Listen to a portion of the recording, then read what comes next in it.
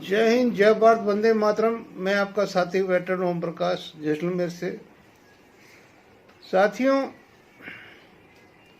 पीछे एक ब्रिगेडियर साहब का कॉन्फ्रेंस अटेंड की हुई, जहाँ भी ड्यू कॉन्फ्रेंस हॉल की है, उसका एक मिनट्स है, वो मैंने क्लिप में डाला 2 मिनट का, वो ज़रूर देखें।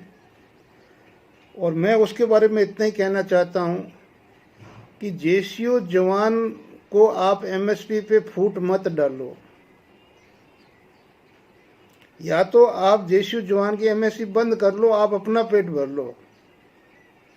हमारे पे मेहरबानी रहमत मत दिखाओ। न हमें रहमत चाहिए, न हम रहमत के मोहताज है।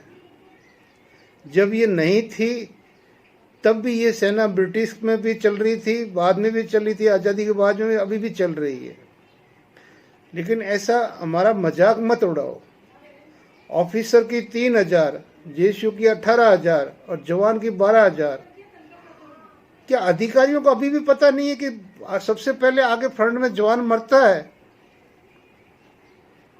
और भूख तो इतनी बढ़ गई कि आप अपने स्टेटस को भी भूलते जा रहे हैं। फिर आप डायरेक्ट सिपाही भर्ती क्यों कर रहे हैं? डायरेक्ट एनसीसी लो ना, डायरेक्ट हवलदारी भर्ती करो। अगर डायरेक्ट कैप्टन चाहिए तो वो लो। डायरेक्ट जेसीओ भर्ती होना चाहिए, लेफ्टिनेंट कर्नल तक जाना चाहिए, लेकिन उसको कमांड नहीं मिलनी चाहिए। क्या बेवकूफ़ी है? फिर क्या पैसे के लिए उसको लेफ्टिनेंट कर्नल बना रहे हो? आपको ये चीज़ तो पता होगी। भारतीय सैन्य अधिकारियों के लिए हाथ जोड़ के बोल रहा हूँ कि जितना संतुष्ट भारतीय सेना का जवान जेसीओ है, उतना और किसी का नहीं है। जो आज भी 21वीं सदी में आपके वो काम कर रहा है, जिन कामों के लिए आज किसी देश में ऐसा काम नहीं हो रहा है, फिर भी आपको ऐसी बेसिर में बड़ी बातें कहते हुए शर्म नहीं आती है? अभी और भी 3 के अंदर vice chief of army staff की पेंशन कर्नल साहब उठा रहे, 500 रुपये का फर्क है, फिर भी एनईएफयू चाहिए? बिल्कुल चाहिए। नौकरी आपने करनी नहीं है, प्रमोशन आपको लेना नहीं है, और डिसेबिलिटी लेके अपना आराम से गोल पूरा करके आपने आ जाना है। उसके बावजूद भी आपको नौकरी 54 साल से 57 साल चाहिए। आपको नौकरी 54 से 57 चाहिए, लेकिन पे कमीशन भी चाहिए।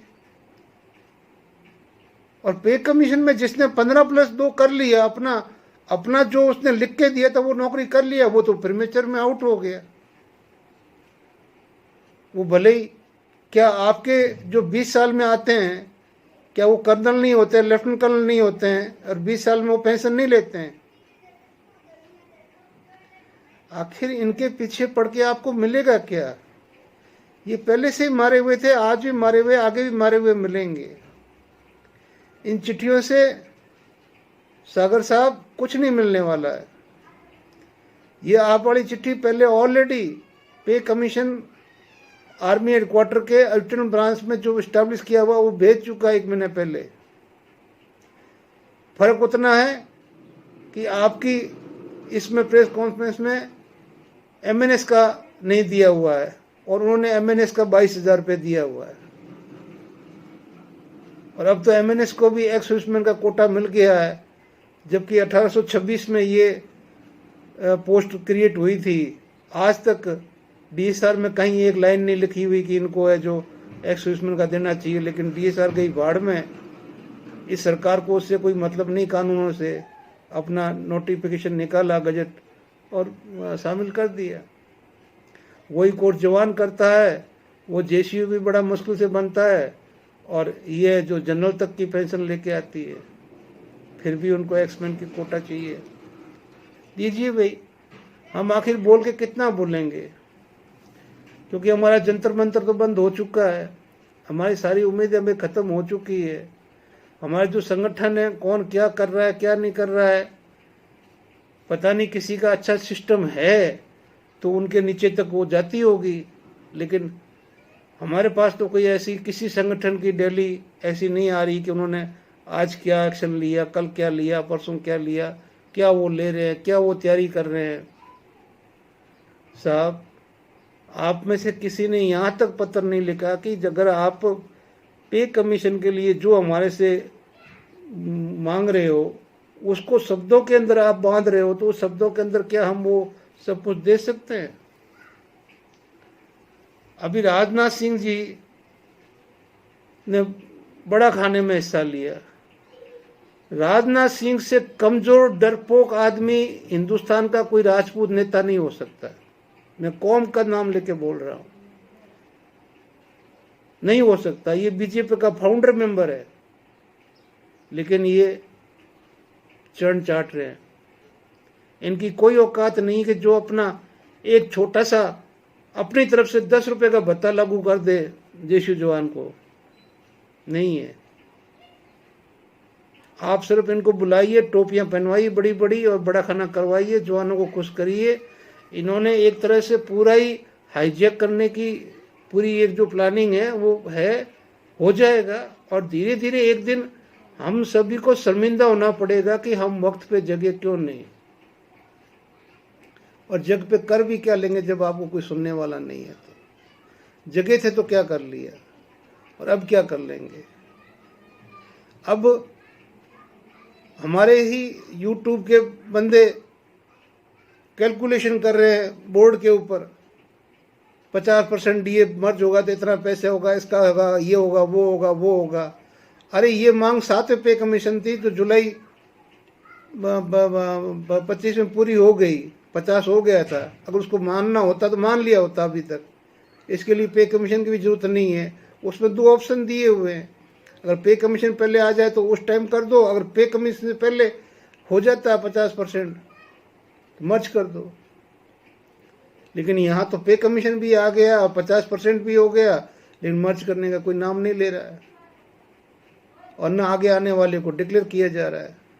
तो जो कुछ है वो ठीक है। बस कहने का मतलब है कि हम तो ये चीज़ें उठाते रहेंगे, टैग करते रहेंगे, और सुने या न सुने हमारा मुकद्दर है। वक्त से पहले किस्मत से ज़्यादा न किसी को मिला है न मिलेगा, लेकिन हमारी आवाज़ आज की सरकार ने जो एक चेहरा जो सेना का मतलब एक वो दिखाया था कि भी हम सेना के हितैषी होके जो हमारे अहितैषी बने, पेट काटा, पीठ में छंपर कंजर को घोंपा। ओआरपी मिलनी किसको थी, मिली किसको। और हर जगह आपको अधिकारी चाहिए। आपको पता है कि इनकी जो पीछे भेड़ बकरे हैं, जो बकरियां हैं वो पीछे पीछे चली आएगी और जा भी रही है। ऐसी बात नहीं है कि सरकार गलत नहीं है, सरकार को पता है कि जो भेड़ बकरियां इनके पीछे आने वाली आ जाएगी, कुछ करने की जरूरत नहीं है। वीडियो लंबा ना करते हुए आप सभी को बहुत बहुत धन्यवाद देते हुए, जो आप सारे इतने अच्छे मतलब अपने लिए लड़ रहे हैं, उसके लिए धन्यवाद। जय हिंद, जय भारत, वंदे मातरम। साथियों, जैसा कि आपको पता ही है कि हमारे ब्रिगेडियर विद्यासागर जी भी हमारे कल्याण के लिए लगे हुए हैं। हालांकि उनका एजेंडा तो जो हमने सुना है वो बहुत कुछ है, लेकिन अब देखो, अब यहाँ पे आप देखिए कि उन्होंने मतलब जो पे कमीशन को अपनी तरफ से जो भेजा है, और उसके अंदर मतलब ये दिया है कि जो भी highlight of 8th pay commission VC मतलब held on due conference hall today, import being are as under MSP increase 30,000 officers, 18,000 JC और 12,000 ओआर। अब इसके अंदर एमएनएस का कहीं पर नाम ही नहीं है। एमएससीपी एट 6 ईयर, 12 ईयर और 18 ईयर्स, ठीक है ना। कंप्लीशन ऑफ सर्विस ऑफ जेसीयूज and ORs. All technical allowances to come under skill allowance for any kind of equal obtained by cadre officer in education stream. Non-technical equal also, ये officers के लिए। Fitment factor ये 2.67 बता रहे हैं। और direct commissioning of officer eight captain rank से मतलब सेकेंड लेफ्टिनेंट कैप्टन पे आ गए, एक दिन सीधे vice chief of army staff ही बनेंगे। पे लेवल जो 11A, 12, 13A to be merge with pay band 12, 13, 14, उसको भी अब करिए। NFU करिए। रिटायरमेंट एज को है जो वो आप 54 से 57 कीजिए। High risk non family station allowance करिए, जो आप वहाँ पे रहते हैं तो पीछे आपका मतलब जो अलाउंस है बढ़ाइए।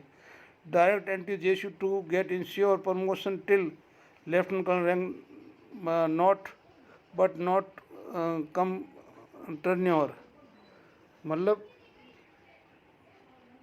कमांड टर्न्योर मत दो डायरेक्ट जेसीओ को, कमांड का कोई मतलब नहीं है, बस उनका प्रमोशन लेफ्टिनेंट कर्नल तक हो जाना चाहिए। तो क्या वो पैसे के ही भूखे हैं? लेकिन जेसीओ वार में पैसे की इतनी नहीं है जितनी देशभक्ति की है, आप मान के चलिए। Direct of next date of next increment and date of next promotion be also auto selected as per most beneficial option by CDA। However DNI option recommend more beneficially as offer will get to increment। ये उनके लिए बोल रहे हैं। Live encasement को बताया कि 450 दिन की कर दीजिए। अब यहाँ MNS को छोड़ के MSP का क्या मतलब रहा कि 30,000 ऑफिसर का कर दीजिए, 18 हाउस का कर दीजिए। और ये जो हाईलाइट कहाँ की है, ये हाईलाइट है ड्यू कॉन्फ्रेंस हॉल, जहाँ भी जो इनका है वहाँ पे ये कॉन्फ्रेंस हुई है ना, 8th पे कमीशन के बारे में, और उसका है जो ये ब्यौरा दिया है। जय हिंद, जय भारत।